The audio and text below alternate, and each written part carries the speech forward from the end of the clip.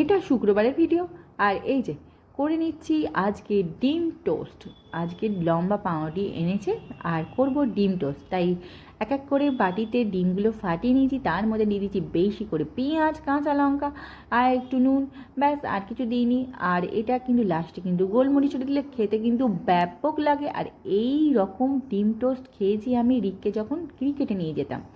রিকবাবুকে যখন ক্রিকেটে নিয়ে যেতাম তখন কিন্তু মাঝে মাঝে আমি যখন মানে খেতে ইচ্ছা করতো, টিফিন যখন করে নিয়ে না যেতাম, তখন এই রকম ডিম টোস্ট খেতাম আর ব্যাপক লাগতো। ওপর থেকে গরম মশলা, মানে গরম মশলা কী সব বলছি, গোলমরিচ একটু ছড়িয়ে দিয়েছিলাম, তা খেতে তো দারুণ দারুণ লাগছিলো। যাই হোক, ঝটপট করে সবগুলো ডিম টোস্ট করে নেওয়া যাক।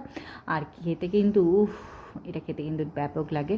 আমার তো খুব ভালো লাগে এরকম লম্বা পাউরুটি ডিম টোস্ট খেতে।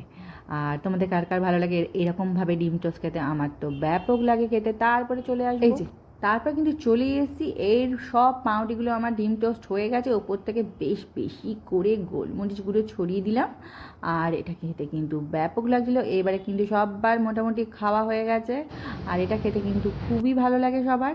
আর এই যে এবারে আমি খেয়ে আমার রিয়াকশানটা কী হচ্ছে দেখো। এই যে খেয়ে নিলাম, খেয়ে কিন্তু আমার তো আর কি বলবো, আর কিছু বলার নেই। যাই হোক, এবার রান্নাঘরে চলে যাই, কি রান্না করব।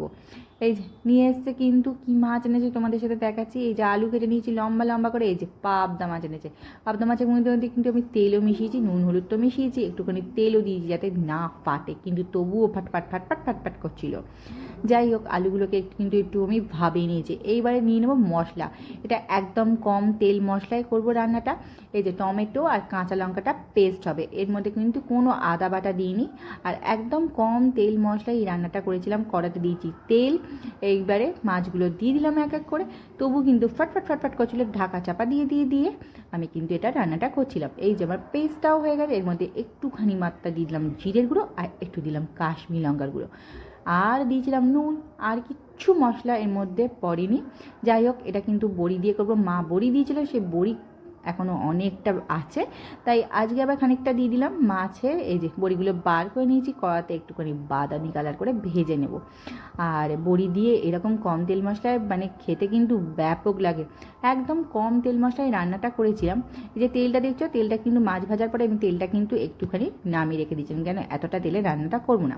এই তেলের মধ্যে দিয়ে দিচ্ছি আমি কালো জিরে ফোড়ন। দেখতেই পাচ্ছ, কালো জিরে কাঁচা লঙ্কা ফোড়ন দিয়ে দিলাম। এরপরে আলুগুলোকে একটুখানি ভাবিয়ে নেওয়া আলুগুলোকে এখন দিয়ে একদম ভেজে নেব, একটুখানি লাল মানে লালচে লালচে করে ভেজে নেব। আর তার আগে কিন্তু আমার বড়িটা ভাজা হয়ে গেছে অলরেডি। এই যে আমি লালচে লালচে করে ভেজে নিয়েছি। এরপর আমি মশলাটা যেটা করে রেখে দিয়েছিলাম সেটা দিয়ে একদম নরম চরণ করে একদম কষিয়ে নিলাম। বেশ অনেকক্ষণ ধরে কষানো মানে কষানোর পর্ব চলছে, গ্যাসটাকে একদম সিমে দিয়ে দিয়ে। এরপর কষানো হয়ে গেলে তারপর একটুখানি তেল, যখন দেখছো তুমি মশলা থেকে একটুখানি তেলটা ছেড়ে ছেড়ে যাচ্ছে, তারপর দিয়ে দিলাম আমি জল। আর জল দেওয়ার একটুখানি ফুটে গেলে আলুটা একটুখানি ভাবিয়ে নিয়েছি তো কী হচ্ছে, সেদ্ধ কিন্তু পুরোপুরি হয়নি, তাই একটুখানি সেদ্ধ হয়ে গেলে তারপরে এর মধ্যে আমি মাছেরগুলো, ভাজা মাছগুলো দিয়ে দেবো। তার উপর থেকে বড়িগুলো দিয়ে দেবো। একদম কম তেল মশলায় এই রান্নাটা গরম গরম ভাতের সাথে খেতে কিন্তু ব্যাপক লাগে। এটা অন্য কিছু ভালো লাগবে না, এটা গরম গরম ভাতের সাথেই বেশি ভালো লাগবে। সেই জন্য আমার ভাতও কিন্তু এদিকে আমি নামিয়ে নিয়েছি, আর এদিকে মাছ ভাজাগুলো দিয়ে দিলাম। দিয়ে একটুখানি ফুটলেই একদম বড়িগুলো দিয়ে দিয়েছি, আর একটুখানি ফুটলেই এবার নামিয়ে দেবো আর দিয়ে দেবো খেতে একদম সবাইকে। আর দেখতেই পাচ্ছ এরকম পাতলা মাছের ঝোল, কম তেল মশলার ঝোল, একদম মশলা কম দিয়ে এই রান্নাটা করলাম। তোমাদের কার কার ভালো লাগলো কমেন্টে জানিও। যাই হোক, এবার আমি কিন্তু মাছের ঝোলটাকে পুরো একদম নামিয়ে নিচ্ছি, আর তার সাথে করেছি গরম গরম ভাত, সেটাও তোমাদের সাথে শেয়ার করছি। এখানেই ছোটো ভিডিওটা শেষ করলাম। দেখা হচ্ছে আবার একটা ভিডিওর সাথে, বাই।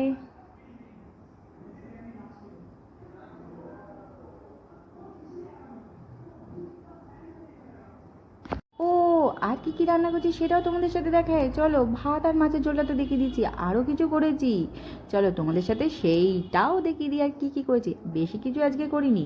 এই যে করেছি তো মাছের ঝোল, কতবার দেখাচ্ছি আমি জানি না। যাই হোক, এখানে কিন্তু পুঁটি মাছ এনেছিল, তাই পুঁটি মাছ কিন্তু ভাজা করেছিলাম। আর করেছিলাম কি, চলো দেখিয়ে দিই একেবারে। এই যে নিম বেগুন করে নিয়েছিলাম, আর নিম বেগুনটা খেতে কিন্তু এখন সবাই খাচ্ছে, তাই নিম বেগুন করে নিয়েছি। আর করেছি পুঁটি মাছ ভাজা, আর করেছি স্যালাড কেটে নিয়েছি। ব্যাস আজকে একদম সিম্পল সিম্পল মেনু। আর কি, চলো বাই বাই।